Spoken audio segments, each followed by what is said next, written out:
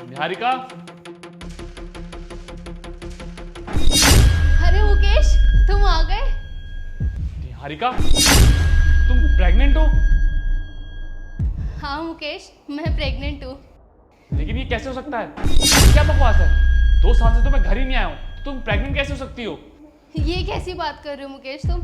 निहारिका, मुझे तुमसे ये उम्मीद नहीं थी। 2 साल से तो अपने देश की सेवा कर रहा था और तुम यहाँ पर ये सब। जरूर ये तुम्हारे किसी आशिक का बच्चा होगा। मैं 2 साल से सेवा करता रहा देश की और तुम यहाँ अपने आशिक के साथ गुलछर्रे उड़ाती रही। और क्या पता एक ही आशिक था या कई सारे आशिक थे। मुकेश, तुम ज्यादा बोल रहे हो, तुम्हें पता भी नहीं है कुछ। मैं ज्यादा बोल नहीं रहा हूँ, तुमने ज्यादा कर दिया है। अब मैं सोसाइटी वालों को क्या मुंह दिखाऊंगा? मैं तो वहाँ ये सोचता रहता था कि निहारिका कैसी होगी, वो बेचारी परेशान तो नहीं होगी। मैं जितनी जल्दी कोशिश कर सकता था उतनी जल्दी आने की कोशिश की, लेकिन फिर भी मुझे 2 साल लग गए। और तुम इन 2 सालों में ना जाने तुमने क्या क्या कर दिया। अरे मैंने तो क्या क्या सोचा था कि छुट्टियां लेकर तुम्हारे साथ बेबी प्लान करूंगा, और यहाँ तो तुमने मुझे ही सरप्राइज कर दिया अपने इस बेबी के साथ, वो भी किसी और का है जो। इतना ही नहीं, कुछ टाइम बाद ये मेरे हाथों में तुम दे दोगी और इसको संभालना ही मुझे पड़ेगा। क्यों संभालूंगा मैं इसे, जबकि मैं इसका बाप ही नहीं हूँ?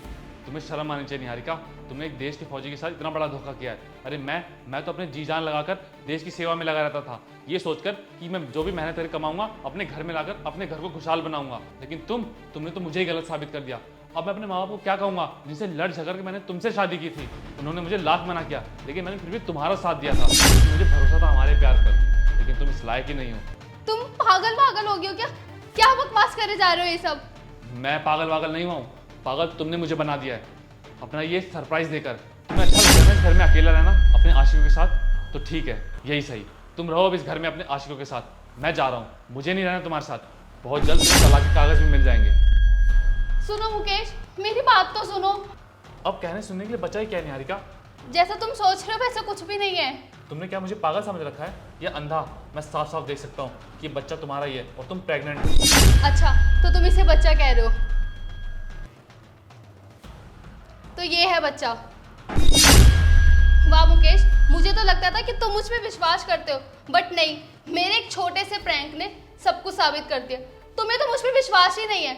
और मुझे भी पता है कि मैं एक फौजी की बीवी हूँ और एक फौजी का कर्तव्य पूरे देश की सेवा करना होता है। और मुकेश, तुम भूलो मत, तुम्हारी इज्जत का जितना ख्याल तुम्हें है उससे कहीं ज्यादा मुझे है। मैंने एक छोटा सा मजाक क्या किया, तुम मुझसे रिश्ते ही तोड़ने लगे। तुमने एक बार भी पूछना जरूरी नहीं समझा कि निहारिका ये कैसे हुआ, क्या हुआ? पर तुम्हें तो मुझ पे विश्वास ही नहीं है। निहारिका प्लीज़ मुझे माफ़ कर दो, अनजाने में मुझसे बहुत बड़ी गलती हो गई। मैंने न जाने तुम्हें क्या क्या बोल दिया। मुझे सोचना समझना चाहिए था कुछ भी बोलने से पहले, तुम पे इल्ज़ाम लगाने से पहले। प्लीज़ मुझे माफ़ कर दो। अच्छा ठीक है, मैंने आपको माफ़ कर दिया और सॉरी, मैं भूल गई थी कि मैं क्या मजाक कर रही हूँ। अच्छा ये सब छोड़ो, तुम ये बताओ तुमने कुछ खाने में बनाया? मुझे बहुत तेज़ भूख लगी है, 2 साल से तुम्हारे हाथों का खाना नहीं खाया। ठीक है, मैं आपके लिए बना के लाती हूँ।